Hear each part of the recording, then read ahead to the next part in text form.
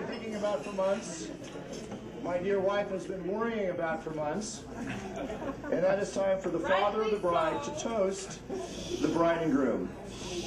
And I will get to that, but first I have to recognize and thank some people who worked so hard to make this evening possible. First and foremost, Ann Patton, Simon's mother. The work, the coordination that she did, and the incredible calligraphy on all the invitations. You can't imagine the electrons that were destroyed in the emails between Ann and Bettina. I was privy to maybe 1/10 of them, and I couldn't keep up with them. So thank you, Ann.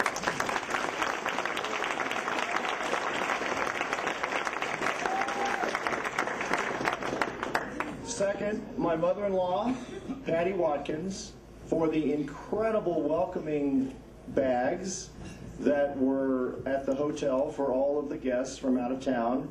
I have to tell you that she made the mix at our home for about 3 days before the wedding.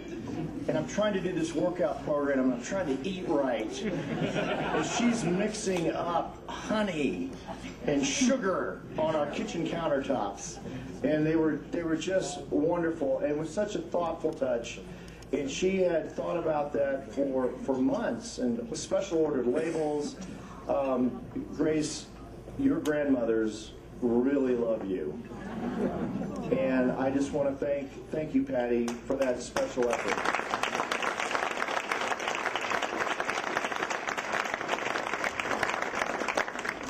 Now, before I recognize and thank my lovely wife for everything she has done, and I'm being absolutely sincere, I want to recognize my mother, Nancy Seaton, who came from Springfield, Missouri.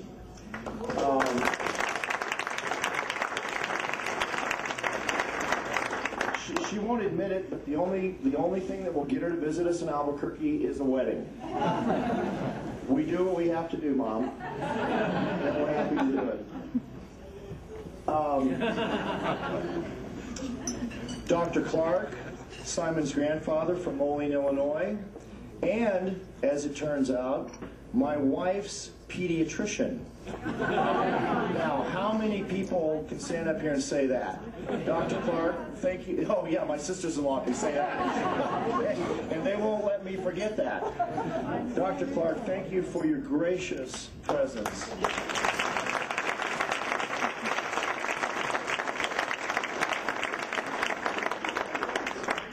You know, there really are so many people to thank. The Sandersons, who just arrived back from Ecuador a week ago after devoting themselves for a year to medical missionary work. Rick, we so admire you and Rebecca for what you did.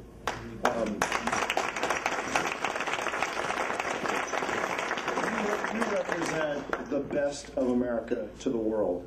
So thank you very much. And we're just so happy that you're here. Please pray for Jane Clark's father, who is not doing well in Wichita. Please keep him and the entire family in your prayers. Lastly, I got a little text this morning from my brother. It's really great having a brother who's a doctor of philosophy. And I have my uses for him, and I have my uses for his professional expertise. Paul sent me an innocent text this morning that said, hey, he had a great breakfast with Mom and John and Sharon and Tyler, and hope things are going well, and we're looking forward to the day. And I texted him back, and I said, hey, that's good to know. Do you have any ideas for a toast?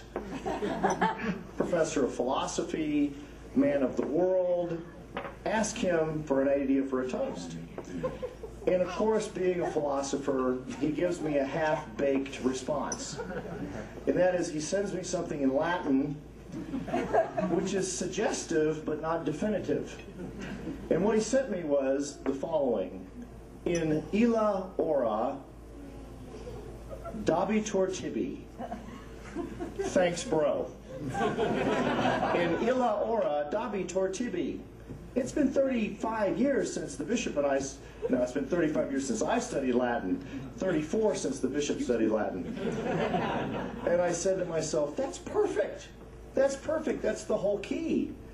And I said, well, what are you going to say about it? Well, that there are two people in life whose favorite saying from the gospel is that. And it means, in that hour, it will be given to you. Now, the two groups of people are trial lawyers, Ray and Paul Yarborough, trial lawyers as they're getting ready to compose their closing argument, and faithful procrastinators. That's me. Like I said last night, I'm a very happy man. I'm a very happy man. Grace, you have chosen well. You have been chosen well. I sit and I visit with your new in-laws, and I'm beside myself with, these are good, faithful, solid people. We haven't lost you. We have gained a son, and we have gained a new family. And I mean that from the bottom of my heart, Tim and Ann. I really mean that. So, to Grace and Simon, to their life together, and for their participation in the divine love which is the Trinity. Grace and Simon.